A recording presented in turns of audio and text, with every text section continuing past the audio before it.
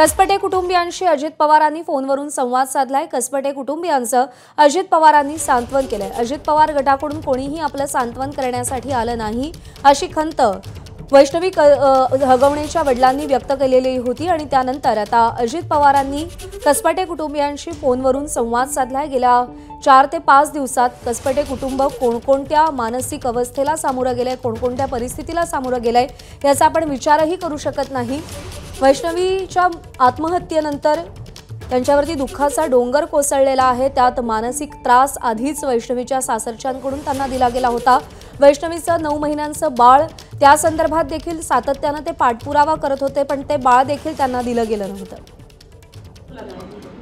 Hello, या दिवशी आपल्या मुलीने मला वाटतं त्या मुलाशी लव्ह मॅरेज केलं होतं ना वाटतं। हा, लव्ह मॅरेज। हा, तर त्यावेळेस पण तिने मला लग्नात सांगितलेलं होतं, पण कधीच तुम्ही कोणी असं मला सांगितलं नाही की असं जरा चाललेलं आहे, नाहीतर त्याच वेळेस आपण लक्ष घातलं असतं।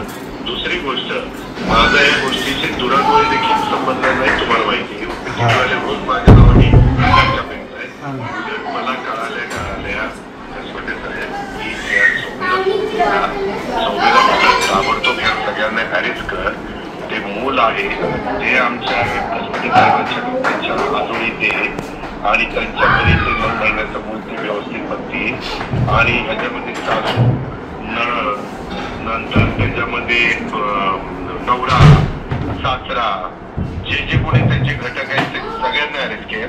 आता सगळ्यांना अरेस्ट केलं गेलंय, फक्त तो सासरा कुठेतरी पळून गेलाय। टीम लावल्या होत्या, अजून टीम वाढवायला सांगितलंय, त्या वाढवायला सोडणार नाही, सगळी कलमं घातलेली आहे। आपली सोन्यासारख्या मुलीला त्यांनी संपवलं। नालायकांना जर नांदवायचे नव्हतं तर मग घरी पाठवायचं होतं। लव्ह मॅरेज करतात, इतके हरामखोर आहेत। तरी दादा तुम्ही त्यावेळेस शंका खोचक विचारलं होतं, याने मागितली का तुम्हाला नाही दिली? कधी कधी काय होतात, वडील अलीकडे मुलावर तेवढंच प्रेम करतात, चला आपली लेक आहे, मुलीला पण आता तेवढंच हिस्सा आपण द्यायचं म्हणतो, म्हणून कधी कोण फ्लॅट देतं, कोण गाडी देतं, कोण काय देतं।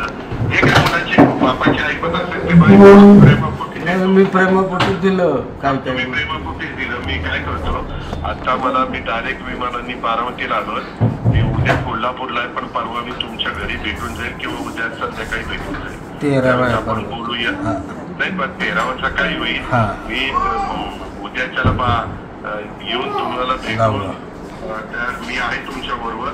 मी तुमचीच बाजू घेतलेली आहे, तुमचीच बाजू घेणार आहे। मी मुलींच्या बाजूचा आहे, मी महिलांच्या बाजूचा आहे, काळजी धन्यवाद।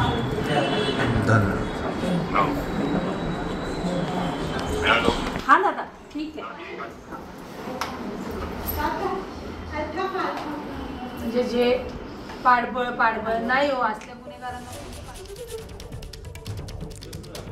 त्यामुळे आम्हाला जर या सगळ्याची आधीच कल्पना दिली असती तर आपण हे लग्नच होऊ दिलं नसतं, असं देखील अजित पवार म्हणालेले आहेत। आम्ही तुमच्या सोबत आहोत, राजेंद्र हगवणे आणि त्यांच्या कुटुंबियांना आमचा पाठिंबा नाही, असं अजित पवारांनी स्पष्ट सांगितलेलं आहे। हगवणे कुठं लपून बसलाय, कुठं मोबाईल चालू आहे, कुठल्या नातेवाईकाला भेटले, कोण बातमी देते, त्याच्यावर त्याला पकडणार। तुम्ही जे मगाशी म्हणलात ना ते सुपेकर, मी काढली ना दादा माहिती, सुपेकर हे त्यांचे मामा आहेत आणि त्यातनं ही सगळी म्हणजे केलं सुपेकरांनी आणि बिचारा आमच्या दादाचं घेण्याचं ना देण्याचं मीडियाने हे केलं। सुपेकर दादांनी असं म्हणाले की एबीपी माझा, उघडा डोळे बघा नीट।